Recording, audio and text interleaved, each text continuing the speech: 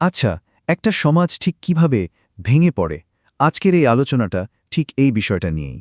আমরা একটা বেশ শক্তিশালী তত্ত্বের গভীরে যাব, যা আমাদের সূত্র থেকে উঠে এসেছে। চলুন বিষয়টা তলিয়ে দেখা যাক। ইতিহাসে আমরা কি দেখি? বড় বড় সভ্যতা গড়ে ওঠে, আবার সময়ের সাথে সাথে হারিয়েও যায়। তো প্রশ্নটা হলো, এমনটা কেন হয়? কেন সভ্যতার উত্থান হয় আর কেনই বা পতন ঘটে? তো চলুন দেখে নিই আজকের আলোচনায় কি থাকছে। আমরা প্রথমে পতনের কিছু লক্ষণ দেখব, তারপর এর পেছনের ৩টি থিওরি নিয়ে কথা বলবো, এরপর সমাজের একটা ইন্টারেস্টিং মডেল দেখব কিভাবে উত্থান থেকে পতনের দিকে যায় একটা সমাজ, আর সবশেষে ভবিষ্যতের জন্য করা কিছু প্রেডিকশন নিয়ে আলোচনা করব। তাহলে চলুন শুরু করা যাক। আমাদের সূত্র বলছে একটা সমাজ যখন পতনের দিকে যায় তখন কিছু লক্ষণ বা উপসর্গ দেখা দেয়। আর মজার ব্যাপার হলো এই লক্ষণগুলো হয়তো আমাদের বেশ পরিচিতও মনে হতে পারে। এই লক্ষণগুলো কি কি? যেমন ধরুন, সমাজের সংঘাত আর যুদ্ধ বাড়তে থাকে। সরকারি আর ব্যক্তিগত দুই ধরনের ঋণই বাড়তে থাকে। জন্মহার কমে যায়, মানুষের মধ্যে ভরসা আর ঐক্য থাকে না।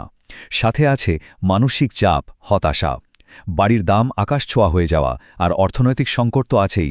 মানে কারণ খোঁজার আগেই এই উপসর্গগুলো স্পষ্ট হয়ে ওঠে। আচ্ছা, লক্ষণ তো দেখলাম, কিন্তু এর পেছনের আসল কারণটা কি? এখানেই আমাদের আলোচনাটা বেশ ইন্টারেস্টিং হয়ে উঠছে। সূত্র এখানে পতনের পেছনের কেনটা ব্যাখ্যা করার জন্য ৩টা আলাদা আলাদা তত্ত্ব সামনে এনেছে। প্রথম থিওরিটার নাম হল ফিন্যান্সিয়ালাইজেশন। এটা দিয়েছেন ফরাসি অর্থনীতিবিদ টমাস পিকেটি।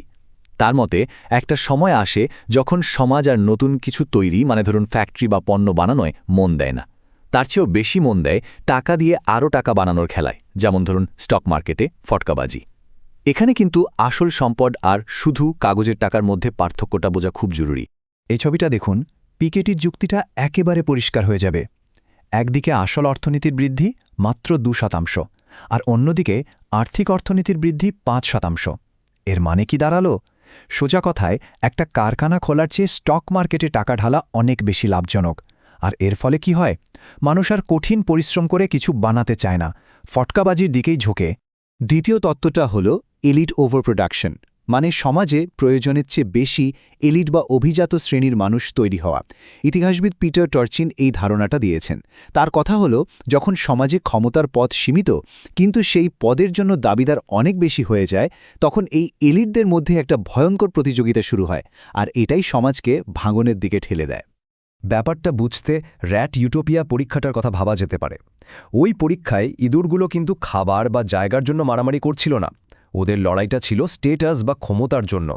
আর স্টেটাস জিনিসটা তো একটা জিরো সাম গেম, মানে একজন জিতলে আরেকজনকে হারতেই হবে। এলিটদের মধ্যেই প্রতিযোগিতাটাও ঠিক এরকমই। এবার আসি তৃতীয় তত্ত্বে, যেটাকে বলা হচ্ছে সভ্যতার জীবনচক্র। এটা দিয়েছেন দার্শনিক অসওয়াল্ড স্প্যাংলার। তার মতে সভ্যতাগুলো আসলে একটা জীবের মতো। তাদের জন্ম হয়, তারা বড় হয়, আর তারপর স্বাভাবিক নিয়মেই একদিন তাদের মৃত্যু হয়। মানে সভ্যতা কোনো চিরস্থায়ী জিনিস না, বরং একটা জীবন্ত সত্তা, যার একটা নির্দিষ্ট আয়ু আছে। স্পেংলারের এই জীবনচক্রটা কিভাবে কাজ করে? শুরুটা হয় গ্রাম থেকে, যেখানে সবাই মিলেমিশে থাকে, জন্মহার বেশি, মানুষ পরিশ্রমী। এরপর আসে শহর, যেখানে জীবনযাত্রা একটু জটিল হতে শুরু করে। তারপর নগর, যেখানে ব্যক্তি স্বাতন্ত্র্য বাড়তে থাকে। আর একদম শেষে আসে মেগাসিটি, যেখানে সম্পর্কগুলো যান্ত্রিক হয়ে যায়, ব্যক্তি স্বাতন্ত্র্য চরমে পৌঁছায়, জন্মহার একেবারে কমে যায়, আর এটাই সভ্যতার মৃত্যুকে ডেকে আনে। তো আমরা ৩টা আলাদা আলাদা তত্ত্ব দেখলাম। এখন সবচেয়ে মজার অংশটা হলো, আমাদের সূত্র এই ৩টা তত্ত্বকে একসাথে মিলিয়ে একটা সম্পূর্ণ মডেল তৈরি করেছে। চলুন সেটা দেখা যাক। সামাজিক কাঠামোটা সহজে বোঝার জন্য সূত্রটা একটা দারুণ রূপক ব্যবহার করেছে। ভাবুন তো, পুরো সমাজটাই যেন একটা বড় কর্পোরেশন। এই তুলনাটা সমাজের বিভিন্ন গোষ্ঠীর ভূমিকা বুঝতে খুব সাহায্য করবে। এই কর্পোরেশন মডেলে সমাজে মূলত ৩টা গ্রুপ আছে। একদম উপরে আছে এলিট বা অভিজাতরা, যারা হলো কোম্পানির মালিকের মতো।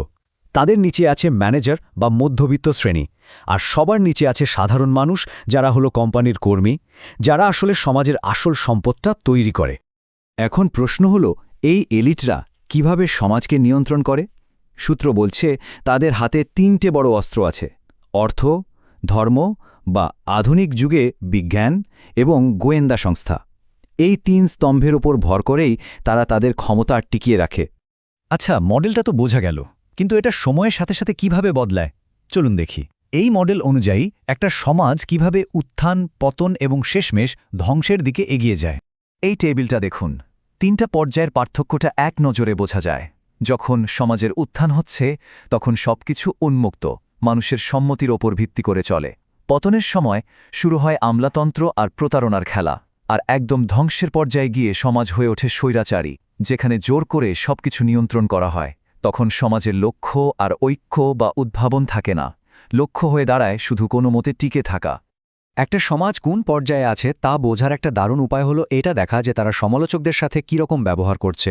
উত্থানের সময় সমালোচকদের হিরো হিসেবে দেখা হয়, কারণ তাদের সমালোচনা সমাজকে আরও ভালো হতে সাহায্য করে। কিন্তু পতনের সময় তখন সমালোচকরাই হয়ে যায় রাষ্ট্রের শত্রু, আর তাদের যে কোনো উপায়ে চুপ করিয়ে দেওয়ার চেষ্টা করা হয়। সূত্র এখানে একটা খুব গুরুত্বপূর্ণ কথা বলছে। পতনটা কিন্তু হয় খুব ধীরে ধীরে, বছরের পর বছর ধরে, কিন্তু চূড়ান্ত ধ্বংসটা হয় হঠাৎ করে, খুব দ্রুত। এটা কখন হয়? যখন বাইরে থেকে অনেকগুলো সংকট, যেমন যুদ্ধ, মহামারী, খরা একসাথে এসে আঘাত করে, একটা পারফেক্ট স্টর্মের মতো। দুর্বল হয়ে পড়া সমাজটা তখন আর এই ধাক্কা সামলাতে পারে না। তো আমরা পুরো মডেলটা দেখলাম। এখন এই মডেলটা ব্যবহার করে আমাদের সূত্র ভবিষ্যতের জন্য বেশ কিছু ভবিষ্যৎবাণী করেছে। চলুন সেদিকে নজর দেয়া যাক। আগামী 5 থেকে 20 বছরের জন্য এই 5টি ভবিষ্যৎবাণীর কথা বলা হয়েছে। 1. গণতন্ত্র আর স্বাধীনতার পতন। 2. অর্থনৈতিক ধস। 3. সমাধান হিসেবে অভিবাসন বাড়ানো। 4. গৃহযুদ্ধ আর দলাদলি বেড়ে যাওয়া। আর 5. জনগণকে অন্যদিকে ব্যস্ত রাখতে গিয়ে অর্থহীন বিদেশি যুদ্ধে জড়িয়ে পড়া। এই মডেল অনুযায়ী পতনের পর্যায়ে এগুলোই ঘটার কথা। এই বিদেশি যুদ্ধে জড়ানোর পেছনের যুক্তিটা বেশ ভয়ঙ্কর। সূত্রের একটা উদ্ধৃতিতেই সেটা পরিষ্কার, যদি জনগণকে যুদ্ধে না পাঠানো হয় তারা তোমার বিরুদ্ধেই বিদ্রোহ করবে, তাই তাদের মনোযোগ অন্যদিকে সরাতে তাদের যুদ্ধে পাঠিয়ে দাও। এই পুরো মডেলটার শেষে একটাই কথা বলে, সূত্র অনুযায়ী এখানে নৈতিকতার কোনো জায়গা নেই, ভালো মন্দের কোনো ব্যাপার না। এটা পুরো খেলাটাই আসলে ক্ষমতার। সূত্র বলছে এই উত্থান পতনের চক্রটা নাকি একটা প্রাকৃতিক নিয়ম, কিন্তু আসলেই কি তাই? এই প্রশ্নটাই রইল ভাবার জন্য। ইতিহাসের এই চক্র কি সত্যি অবশ্যম্ভাবী?